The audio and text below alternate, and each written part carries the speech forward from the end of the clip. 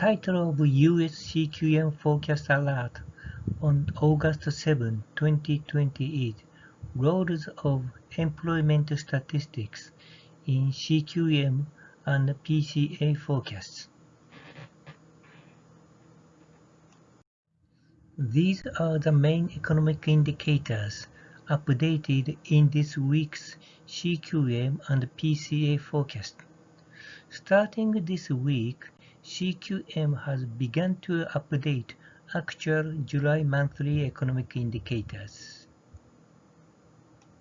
Except for employment, stock prices, and long and short-term interest rate, the figures are still June.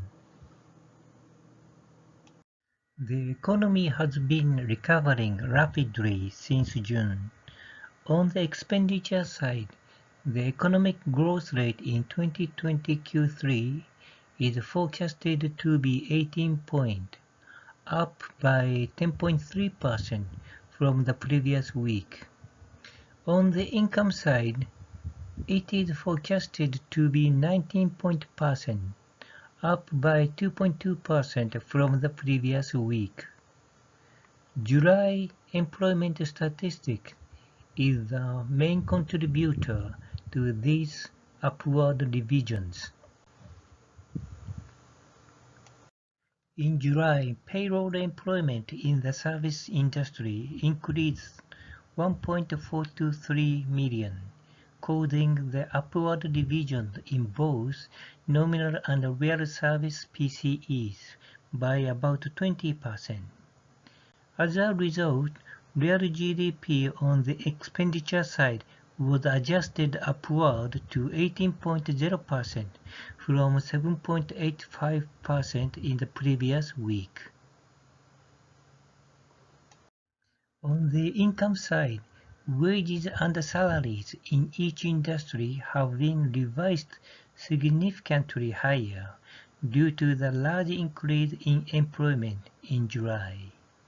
As a result, real GDP on the income side was also revised upward to 19.0% from 16.77% in the previous week.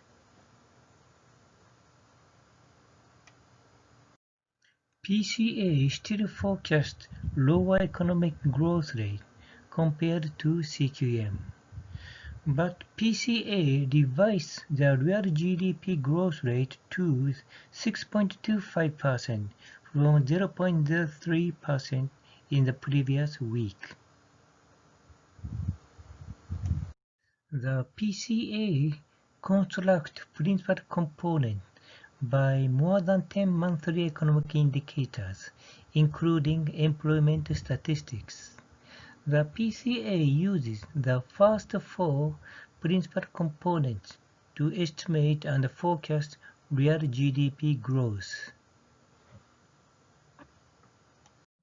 Conclusion from this week's US CQM forecast alert. First, a key to forecasting GDP for 2020 Q3 is PCE. U.S. economy has been quickly recovering to about 20% growth rate in 2020 Q3, after plunging -32.9% in Q2.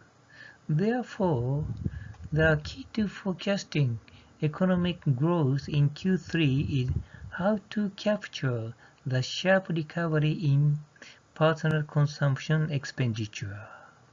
Second, regarding the economic growth rate, there is a gap between the CQM forecast and the PCA forecast.